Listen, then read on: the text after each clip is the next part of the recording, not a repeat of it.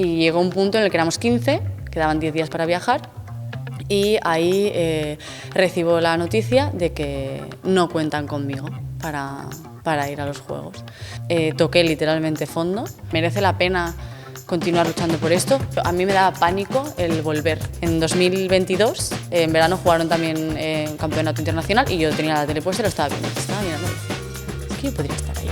Necesitas cierto tiempo de curar. ¿Y crees que ese tiempo te hizo ser mejor deportista luego? Por supuesto.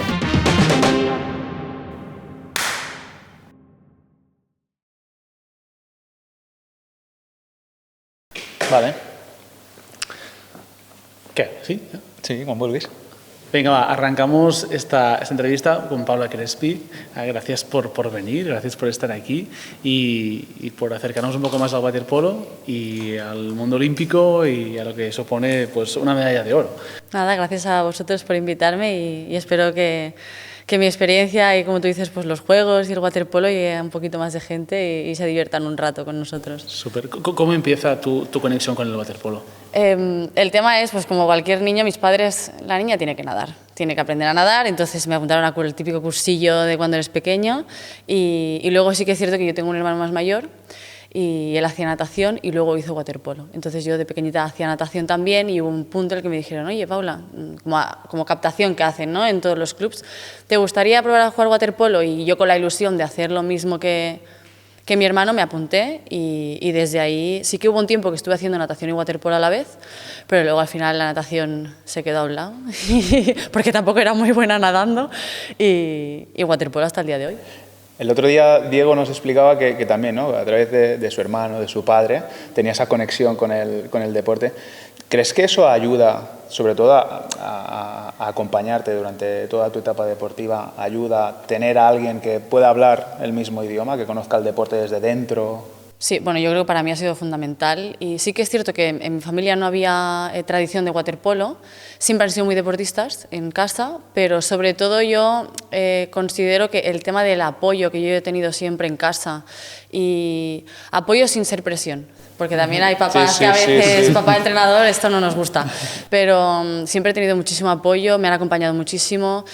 Paula, quiero entrenar, allí vamos allí. Paula, ¿estás cansada? O incluso en los momentos en los que dices, no sé si quiero seguir, pues lo que tú quieras está bien. Y ese apoyo incondicional en casa y el vivirlo también a través y disfrutar mucho a través de mí y de mi hermano, sí que ha sido muy importante. Porque se entiende el deporte como algo importante. Porque podrían decir, oye, los estudios primero. Y si hay tiempo, deporte, pero no. Bueno, eran los estudios primero, eso sí que no había. Eso sí que es cierto que es una cosa que nunca ha habido negociación en casa. Había que estudiar y los estudios primero. Claro, tú cuando empiezas no sabes que vas a ir a los Juegos Olímpicos y que vas a ganar, cuando tienes 12 años o así. Entonces los estudios eran súper importantes, siempre era como, Paula, es tu responsabilidad, en esto no puedes fallar. Y a partir de ahí, pues el deporte se me fue yendo bien, se me fue dando bien y entonces hemos llegado hasta el día de hoy. Pero siempre intentando que las dos cosas fueran compatibles. ¿Y siempre has podido? Claro, es difícil. O sea, no os voy a negar que al final el tema de entrenar doble sesión cada día y tener exámenes y trabajos y ir a clase, luego más adelante sacarte pues, una carrera universitaria no es nada fácil, pero sí que es cierto que yo pienso que tú encuentras la manera, ¿no? Y los deportistas también yo creo que nos caracterizamos por saber organizarnos muy bien, ¿no? Saber gestionar muy bien nuestro tiempo y tratar sobre todo de optimizar muy bien cada ratito que tenemos. Entonces ha habido épocas difíciles y de que no llego y agobio y lloros y de todo, pero al final si más o menos vas coordinando las cosas, sale. ¿Cómo recuerdas ese momento? Supongo que lo tienes un poco asociado a tu etapa en el CAR, en el que, no sé, se te presenta esa oportunidad y tú la detectas como, hey, que igual me puedo dedicar en serio a esto y aparte le voy a dedicar muchísimas más horas y se va a convertir en algo importante en mi vida. Sí, la verdad que ir al CAR es un paso adelante porque vas allí y pasas de entrenar una sesión en el club, ¿no?, a hacer tu doble sesión, a estar en el colegio allí, tú vas a una clase de deportistas, es no sé, otro mood, otra historia, porque todo el mundo está allí igual, ¿no? Todo el mundo va a clase, luego se va a entrenar, comen, van a clase y van a entrenar, y es como otro ritmo de vida y entras en la rueda de ese ritmo frenético, pero muy consciente también de qué es lo que yo quería, yo quería ir allí y tenía muy claro que quería ir al CAR, a jugar a waterpolo y a tratar de ser buena, porque luego vas allí, estás 4 años y mucha gente pasa por allí y no todo el mundo consigue llegar a, pues, a la selección nacional o a ir a competir a algún... Claro, hay mucha gente de la que nos estará escuchando que se puede imaginar qué pasa dentro de un centro de alto rendimiento, pero seguramente no conozca los detalles. ¿En qué crees que te ha ayudado más, en este caso, estar involucrada en un centro de alto rendimiento? Vale, aquí decir que Olimpo no tiene nada que ver con lo que es un centro, que ha salido una serie, nada, es una serie, chicos, lo siento. Ojalá. ¿Qué es lo que me ha ayudado más Claro. de estar en el centro de alto rendimiento? Bueno, yo creo que al final empiezas desde muy joven a entender muy bien lo que es sacrificarse, a lo que es el compromiso, a lo que es aprovechar muy bien el tiempo y yo creo que te dejas un poco de tonterías y de cosas que no son, pues estudiar, entrenar y tener sobre todo, yo creo, muy claros tus objetivos. Y yo creo que el desarrollo que tú haces como persona en esa etapa, ¿no? Que al final también es de los 15 a los 18, que es como un momento también muy importante, ¿no? en todas las personas de desarrollo y de saber un poco qué es lo que quieres, qué es lo que te gusta, qué es lo que no, pues yo creo que creces muy rápido y también como que afianzas unos valores muy importantes que luego te acompañan pues en el resto de tu carrera. Te hace madurar. Totalmente, rápido. y no solo como deportista y también como persona, ¿no? El gestionar muchas cosas que luego se ven reflejadas en el día de mañana, en tu historia personal, ¿eh? ¿Tú crees que la gente se imagina que tú estás en una aula y que tus compañeros de distintos deportes son los mejores? O sea, es algo muy atípico. Es atípico, pero es así y es como un caldo de cocción, ¿no? Ahí está todo el mundo y estamos todos en la línea de meta y vamos a ver en un tiempo qué sucede. Pero es muy bonito, yo también creo que es muy especial y compartimos mucho también y luego también de repente te encuentras que, ay, mira, hasta ahora, ¿no? A día de hoy, anda, si este que va conmigo a clase está compitiendo. O luego me ha pasado a mí en los juegos, me encontré con el saltador de cama elástica. No estoy diciendo fatal el nombre, si me escuchan me va a matar, pero íbamos a clase juntos. Vale. Entonces, mira. Te contagias de esa, ¿no? Claro, es que al final todos estamos en el mismo barco, en el mismo camino obviamente cada uno con su deporte y con sus historias, pero estamos viviendo el camino hacia el mismo sueño. Y en el CAR que hablábamos, hay gente que está full, ¿no? Interna, y hay gente que puede salir o que duerme fuera. ¿Tu caso? Yo tuve beca, se llama beca mixta, entonces yo iba a primera hora de la mañana, a las 8 entraba, iba a clase, entrenaba, comía, volvía a clase y luego me iba a entrenar y dormía en casa con mis padres. Pero sí que hay gente que vive allí permanentemente y esa es su casa. Con 15, 16, 17... Sí, bueno, y hay más jóvenes. En waterpolo sí que es cierto que entramos en tercero de la ESO, pero hay deportes que becan a los deportistas más pequeños, porque allí hay primero de la ESO ya, entonces hay deportes que sí que inician las becas en esa edad. Y se hace duro ese, ¿no? El salir de tu zona de confort, de tu ciudad, tus amigos, de estar en un otro centro.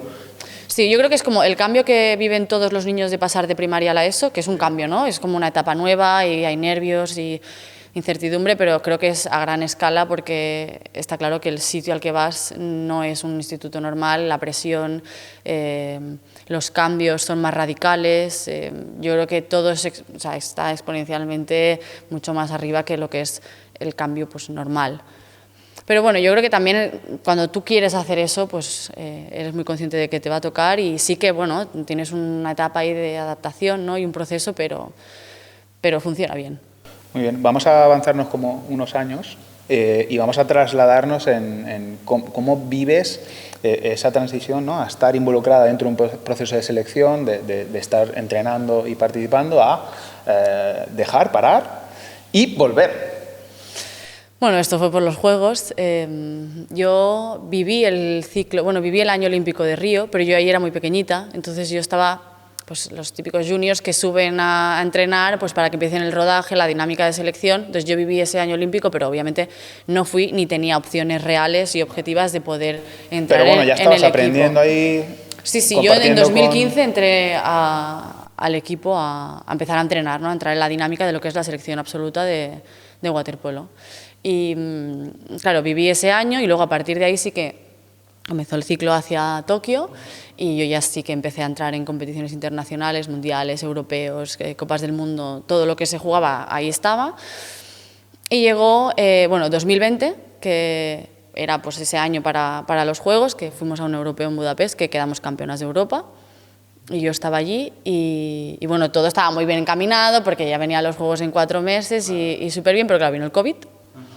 Que también recuerdo el momento en el que hay la noticia de los Juegos Olímpicos se aplazan, lloro increíble, sí, no me lo puedo creer. Sí.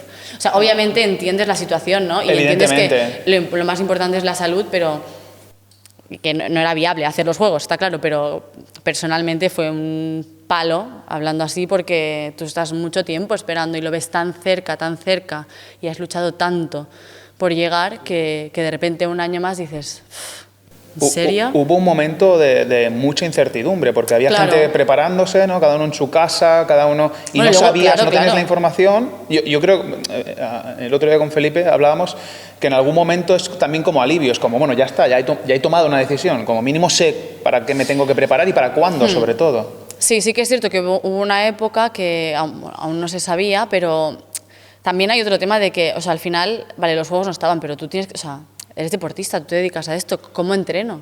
Entonces yo me acuerdo en casa, me cogí por el Wallapop una bici, así de mal, en plan, no se podía salir de casa, pero ese día se salió de casa porque yo estaba en mi casa loca, de decir, no puede ser, yo tengo que hacer algo. Mi forma, ¿no? Claro, y yo me ponía ahí con mi bici todos los días porque decía, no puedo no hacer nada.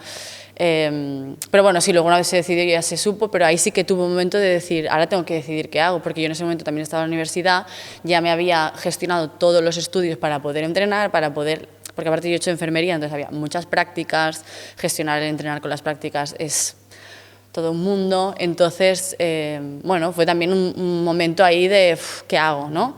Decidí aparcar la carrera, gestionarlo otra vez de la manera que mejor pudiera para poder entrenar y prepararme para Tokio.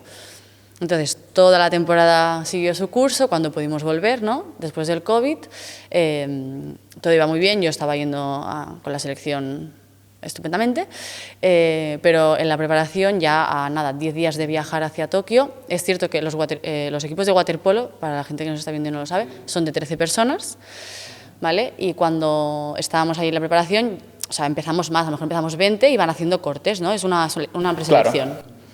Y llegó un punto en el que éramos 15, quedaban 10 días para viajar, y ahí recibo la noticia de que no cuentan conmigo para ir a los Juegos.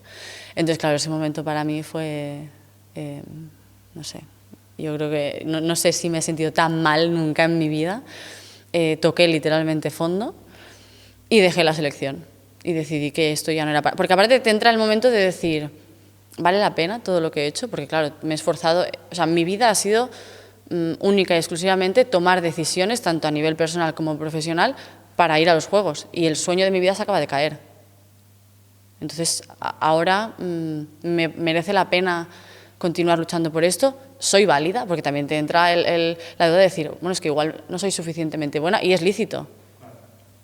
Entonces, hubo un año y pico que dejé la selección, me puse también en manos de un psicólogo para intentar poner todo un poco en orden, no por decir voy a ir al psicólogo para que me ayude a volver, no, voy a ir al psicólogo porque estoy mal, porque esto no sé gestionarlo y voy a ver qué es lo que quiero. Porque no era capaz de incluso volver a jugar a waterpolo en el club, era todo un tema para mí, porque sentías como, ahora van a mirar si realmente soy tan buena o no, o si me han echado y tenían razón, entonces fue un momento ahí mentalmente bastante complicado. Si te trasladas al momento donde tomas la decisión de parar, ¿tú crees que ahí estás pensando en paro un tiempo y a ver qué pasa, paro definitivamente y a esto se ha acabado aquí? Yo me sentía tan mal que no podía, o sea, yo tenía la sensación de no puedo. Entonces, como no puedo, a mí me daba pánico el volver, me bloqueaba y era incapaz. Entonces, para mí esa opción se había caído. Yo ahora solo pensaba en recuperarme y en hacer mi vida. Yo soy enfermera, entonces dije, bueno, pues juego a waterpolo en España, en División de Honor igual, pero voy a tratar de encaminar mi vida hacia lo que yo he estudiado. Entonces, un cambio completo en lo que era mi plan de vida. Pero sí que es cierto que al año y pico, yo me acuerdo que spoiler. estaba en casa con mis padres y era verano y estaba viendo, porque yo no pude ver nada de los Juegos de Tokio. O sea, hicieron plata, que yo me alegré muchísimo por ellas, pero claro, yo veía, decía la plata y decía, hostia, esta podría ser yo. ¿Viste algún partido? No podía, Nada. no podía. De Tokio no podía. No sé, me derrotó por completo. Pero luego al año sí, en 2022, en verano jugaron también un campeonato internacional y yo tenía la tele puesta y lo estaba viendo. Y estaba mirando y decía, joder, es que yo podría estar ahí. Es que a mí me gustaría estar ahí. Estaba en casa y con el gusanillo de decir, es que me apetece volver y luego también, habiendo hecho todo este trabajo que he comentado, pensaba, es que esto es lo que a mí me gusta y esto es mi pasión y quiero volverlo a intentar. No puedo dejar que decisiones que se han tomado, ¿no?, en un pasado y ciertos momentos dictaminen todo mi camino si esto es lo que yo quiero. Y esto es mi pasión y esto es lo que me gusta. Pero para llegar a esa reflexión tan madura, transitaste, bueno, un año Malo. muy malo. ¿Qué hiciste ahí? O sea, ¿cómo fuiste evolucionando? Porque tú imagínate, esa reflexión tomada, no sé, un año después, estaba tan lejos de lo que podías pensar, ¿no? En el momento de parar. Bueno, ¿qué pasó porque ahí? yo creo que al principio tienes como... Es como si sufrieras un pequeño duelo, en parte. Entonces yo tenía mucha rabia, mucho enfado, no me lo creía, ¿no? ¿Cómo me ha podido pasar esto? ¿Qué he hecho mal? Entonces, cuando va pasando el tiempo, tú vas trabajando en ello, porque si no eso se enquista y entonces mal. Vas trabajando en ello, vas poniendo todo en su sitio, vas ordenándote y vas, yo creo, como limpiando, ¿no?, un poco y viendo las cosas, pero sin tanto rencor ni enfado. Entonces lo ves todo un poquito más claro y desde... O sea, yo, por ejemplo, yo hablo ahora de Tokio y si no hubiera ido si no hubiera ganado el oro en París, creo que lo miraría igual hacia atrás. Y miro y pienso, bueno, esto ha formado parte de mi camino y ya está, pero no puedo estar toda la vida sintiendo rabia cada vez que pienso en Tokio, porque no, eso es un sin vivir, entonces no merece la pena. Entonces yo creo que sí que es cierto que necesitas cierto tiempo de curar. Y yo insisto en que a mí, pues, tener ese apoyo, ¿no?, psicológico y que me ayudara, pues, a transitar todo eso me vino muy bien y me ayudó muchísimo.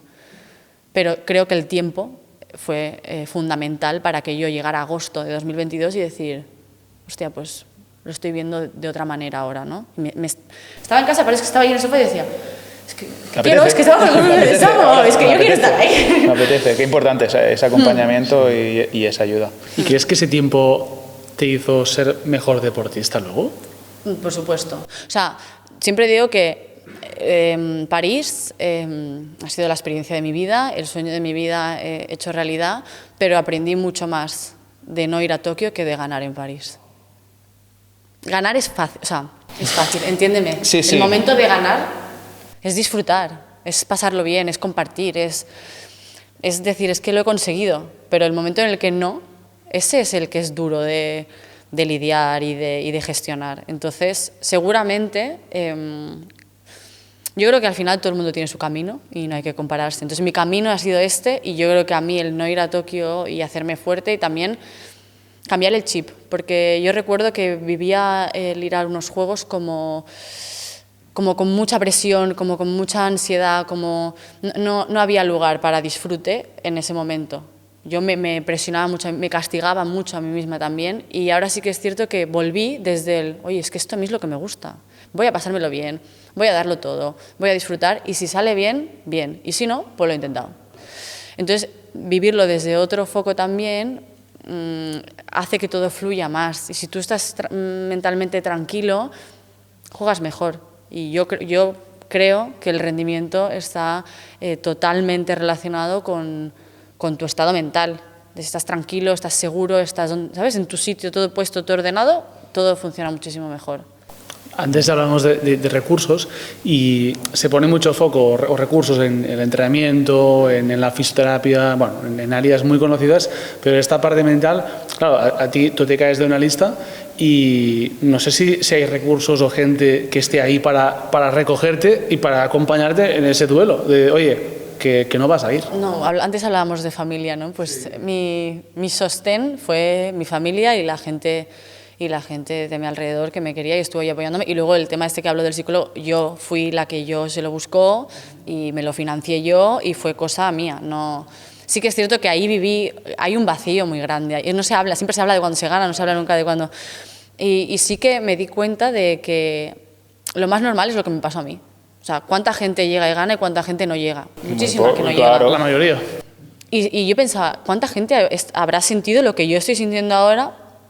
Y no se habrá dado cuenta nadie, ¿no? Y no hay una red de apoyo para eso, ¿sabes? Entonces, ahí sí que también sentí como mucha necesidad de hablar sobre lo que estaba pasando por la gente que sabía que había vivido eso, seguro 100%. Pero porque el fracaso está... Yo creo que hay una connotación del fracaso un poco errónea, desde mi punto de vista, porque todo el mundo fracasa en su vida. O sea, deportistas, no deportistas, el que va a la selectividad y no saca la nota que quiere para ir a la carrera, el que no asciende en su trabajo, todo eso son mini fracasos que todo el mundo tiene en su vida y que eso no es... O sea, eso se tiene que aprender a gestionar y ya está. Pero no, o sea, yo era como fracaso y es lo peor y cómo has podido hacer esto y me castigaba y te pones tú mismo, te pones en el suelo y no puede ser así. Quizá en etapas formativas estaría bien, ¿no? Que toda esta parte psicológica estuviese un poco más... Sí, porque te preparan para ganar. O sea, sí que es cierto que esa es la realidad. Tú estás en el centro de alto rendimiento y te están preparando para que tú ganes y para que seas el que va a ganar y es frío, pero es así. Y es frío a la vez que bonito, ¿no? Porque dices, bueno, es que están apostando por mí, pero si no pasa, habrá otra persona que esté en tu puesto que lo vaya a intentar. Y eso es la realidad del deporte. Bueno, seguro hay gente que escuchando este discurso, cuando le pase lo mismo, porque le va a pasar a tanta gente que se va a caer de una lista y no va a conseguir una marca para poderse clasificar para unas Olimpiadas, seguro que le va a ayudar un montón. Espero. Mira, a mí lo que me gusta compartir sobre todo es que todos los caminos son válidos y que no solo hay una manera de ser campeón olímpico ni una manera de competir en un mundial. Todo el mundo tiene su historia, todas las historias son válidas y lo importante es que cada uno sea muy consciente de cuál es su pasión, qué es lo que le mueve y que tenga la confianza y en el momento en el que no esté bien, que pida ayuda y que encuentre la manera, ¿no? de saber si es lo que quiere hacer o no. Pero solemos compararnos mucho, ¿no? Y también hay... muchos récords y muchos números, ¿no? Que son como que atraen mucho, pero que no todo el mundo llega allí de ese modo. Entonces, sobre todo a la gente que haga deporte, que lo haga porque es lo que le mueve y es su pasión y que esté muy orgulloso de su propio camino y que vaya haciendo poquito a poquito, que seguro que si no es en forma de medalla, será en forma de crecimiento personal 100%. Qué bueno. Vamos a trasladarnos ahora a ese verano donde estás viendo la tele y de repente como que te apetece volver a estar ahí. ¿Qué pasa primero por tu cabeza? Después, ¿cómo empiezas a gestionar aquello? Bueno, yo tuve esa sensación y lo compartí en casa y dije, ostras, ¿y si vuelvo? Y mi madre ya está. Claro, porque en casa aguantarme a mí cuando no estuve, eso también fue tela. Entonces, bueno, Paula, pues si es lo que quieres, otra vez, si es lo que quieres, pues ahí estaremos. Adelante. Entonces yo hablé con Miki, que era en ese momento el seleccionador, y le trasladé que yo estaba dispuesta a volver si él quería, y tuvimos una conversación larga y tendida sobre lo que pasó antes de Tokio, y eso fue en agosto, y en diciembre había la primera concentración de la selección otra vez, y entonces ahí me llamaron y allí fui. Y a partir de allí ya sí que volví y ya fui al Mundial en 2023, y ya estuve en dinámica de selección hasta los Juegos. Aunque nadie te aseguró que estarías finalmente en la lista de París. No, o sea, ¿no? Yo también, claro, este es otro tema. Yo volví y claro, había una expectativa ahí de decir, a ver qué pasa. Se puede repetir. Claro, no, eso es lo que sabía que seguro que podía pasar. Claro. O sea, Yeah. Entonces, bueno, volver a entrar en la dinámica, volver a encontrarte, volver a tener tu rol y también un proceso, ¿no? Poco a poco, pero es lo que os decía, yo como lo viví desde otro prisma, era distinto. Entonces, como ya sabía lo que era no estar, para mí era un regalo, ¿no? Por decirlo de alguna manera, poder volver. Entonces, fueron pasando las concentraciones y fue yendo bien, pero bueno, sí que no se sabía muy bien qué era lo que iba a pasar. Ni siquiera yo sabía si iba a ser capaz de funcionar bien al 100%. Y con las que se quedaron fuera, porque alguien se quedó fuera, en París. Sí, sí, sí. Bueno, ¿Lo entendiste o empatizaste de una forma distinta, crees? Sí, pero sí que es cierto que en este caso la lista, no quiero decir que era más predecible, pero era más predecible. O sea, el equipo estaba más o menos ya... Vale. No hubieran sorpresas. Vale, era un no grupo hubieran más... sorpresas. Sí. No entró alguien que no había estado nunca por alguien que sí que había estado, como me pasó a mí. Entonces, por ese lado, yo creo que las chicas que quedaron fuera eran chicas muy jóvenes, que también, pues como yo en su momento, ¿no? Que habíamos estado entrenando, entonces fue todo más controlado. Y en dinámica juegos vais ganando, vais avanzando. ¿En qué momento pensabais o pensaste tú, ostras, que nos estamos acercando al final y... Yo es que estaba 100% convencida de que ¿Sí? íbamos a ganar. Sí, Del oro? sí. 100%. Desde el principio. Sí. ¿Por qué? Antes de viajar. Porque lo sientes, porque habíamos hecho torneos contra selecciones muy potentes y habíamos ganado bien. Porque al haber vivido también mucho la historia de ese equipo, tú sabes cómo se ha sentido ese grupo cada campeonato, ¿no? Entonces yo sentía que ese año éramos más fuertes, estábamos más unidas, éramos un bloque, estuvimos trabajando con un coach, también dinámicas de grupo, y yo sentía que estábamos jugando el mejor waterpolo que habíamos jugado nunca y que ese waterpolo estaba por encima del nivel. O sea, sentía que estábamos como un pelín por encima y que mentalmente estábamos muy, muy, muy fuertes. Entonces, yo no lo decía, porque decía, a ver si lo digo nada, a ver si lo voy a agafar. Te lo agafo. Pero estaba totalmente convencida de que íbamos a ganar. Al inicio de tu vuelta, de estar fuera y volver, ¿tuviste que hacer algún tipo de adaptación especial o de seguida te enganchaste a la dinámica del grupo, de la preparación física? ¿De entrenamiento? Sí. No, porque yo al final había estado jugando, o sea, en un club profesional, en el club. No había estado en dinámica de selección ese año, pero sí que había estado entrenando doble sesión igual, compitiendo en Champions. Entonces, no había estado en selección, pero seguía compitiendo a alto nivel. Entonces, en ese sentido, no hizo falta que yo hiciera nada. ¿No notaste una diferencia física? No, si es que de hecho había compañeras de mi equipo que habían estado yendo, quiero decir, el mismo entrenamiento. ¿Y cuando ganáis? ¿Qué se siente? Porque esto sí que es muy único. Es que yo siempre digo, pagaría tanto dinero por volver a ese momento. No sé, yo, bueno, ahora si la gente quiere poner el podio, me van a ver a mí llorando todo el rato. Porque, claro, a mí sí que en ese momento es como que se cerró un círculo, ¿no? Se cerró el libro y ahora sí que estoy escribiendo otra página nueva, porque yo he luchado mucho ir a unos juegos, me quedé fuera, volví, no sabía qué pasaría, de repente vas a los juegos y ganas, ¿no? Cumples el sueño de tu vida, el sueño que tienes cuando tú vas a entrar al CAR y quieres ser jugadora de waterpolo. Entonces es, no sé, una felicidad, es que es inexplicable. ¿Había como alguna imagen recurrente que se te venía a la cabeza, no sé, en el podium o antes de subir? O sea, ¿se te venía algo como muy, muy presente? Yo creo que tenía como si de repente estuvieran pasando. ¿Y qué pasaba un montón, por ahí? Pues cuando he estado, cuando no he estado, cuando he llorado, cuando mi familia, no sé, tuve la suerte de que mi familia estaba allí. Porque sí que es cierto que estos juegos fueron muy especiales porque al estar cerquita, mucha familia, muchos amigos se pudieron acercar y luego también me sorprendió muchísimo toda la gente que venía a apoyar a España, incluso no siendo familia del waterpolo, que digo yo, ¿no? Porque el waterpolo es un deporte muy chiquitito, entonces eso también fue muy, muy especial. ¿Y cómo se gestiona la parte emocional de llegar al tope, ¿no? A lo máximo, que es el oro olímpico, y a la mañana qué? O sea, bueno, yo creo que solo puede bajar. Sí, no, a ver, cuando pasa una semana sigues ahí en la nube, bastantes semanas sigues allí flotando. Y sí que es cierto que luego cuando pasa un tiempo y has tenido como tu meta tan clara, yo sí que tuve un momento de decir, ¿y ahora qué? Aparte, también se repetía mucho una pregunta que a mí me molestaba bastante, que te venían y te decían, ay, enhorabuena, no sé qué, y ahora Los Ángeles, ¿no? Y yo decía, ostras, pero si acabamos de ganar, quedan 4 años, ¿qué es Los Ángeles? O sea, quiero decir, no la recibía muy bien esa pregunta, porque yo misma me preguntaba, ¿y ahora qué, Paula? Llevas literalmente toda tu vida luchando por llegar ahí. Ahora, ¿cuál es tu meta, ¿no? Tu objetivo? Porque yo había gestionado mis estudios para ser jugador de waterpolo y ir a los Juegos. Obviamente, personalmente haces muchos sacrificios, solo es entrenar, entonces decías, ya he cumplido el sueño de mi vida y no hay nada, porque no hay nada más. O sea, no hay nada más allá de ganar un oro olímpico. Entonces decía, ¿y ahora qué? Pero sí que es cierto que luego se te pasa. Y ahora estoy a tope otra vez, motivada, con muchísimas ganas y aparecen nuevos objetivos y esa ambición que yo creo que lleva el deportista dentro no muere. Y ahora piensas en dentro de 1000 días, ¿no? Que, no, porque hay otras metas Sí. ¿Ves? por el ahora, camino. mi objetivo a largo plazo es, sí que me gustaría ir Vas a Los pensando. Ángeles. Sí, me gustaría. O sea, a día de hoy, no sé qué pasará de aquí Claro.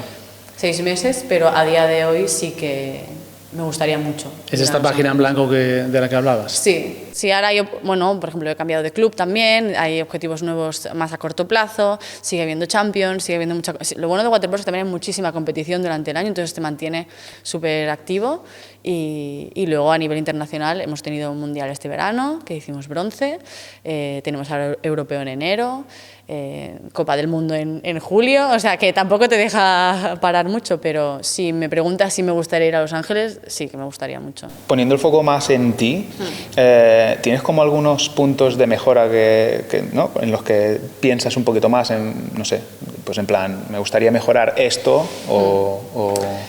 Yo creo que en todo, o sea, a ver, en todo, quiero decir, mentalmente, siempre, porque no estás, o sea, no somos personas, estamos así, ¿no? Entonces, de repente vas a un partido y te entra esa inseguridad o esa duda, pues tendré que trabajar en ello, ¿no? O físicamente, pues puedo estar mejor físicamente, obviamente ahora ya hemos acabado la pretemporada, pero bueno, seguimos ahí aún, entonces hay que acabar de ponerse súper en forma, tácticamente puedes mejorar, técnica individual puedes mejorar y sí que es cierto que, claro, también tendemos mucho a compararnos con la versión que había de nosotros como deportistas en los juegos, que esa es la top, entonces dices, joder, ¿cómo puede ser? Entonces, pues mira, como punto de referencia, todo lo que sea mejorar para encontrarme como en ese momento, pues ya tengo faena para tiempo. Sí. Muy bien. Muy bien. Pues oye, ha sido un auténtico placer poder hablar de todas tus etapas, que son aprendizajes que seguro que hay mucha gente que las puede usar para su experiencia, para sus hijos, hijas que están arrancando, y hay muchos padres y madres de posibles grandes jugadores, o no, porque no todo el mundo puede llegar ahí, pero que lo van a usar y seguro que les va a servir un montón. Gracias por estar aquí y cualquier cosa, Next es tu casa. O sea que, muchas gracias y que la gente se lo pase bien haciendo deporte, que es lo importante. sobre todo. Súper. Gracias, Paula. A vosotros.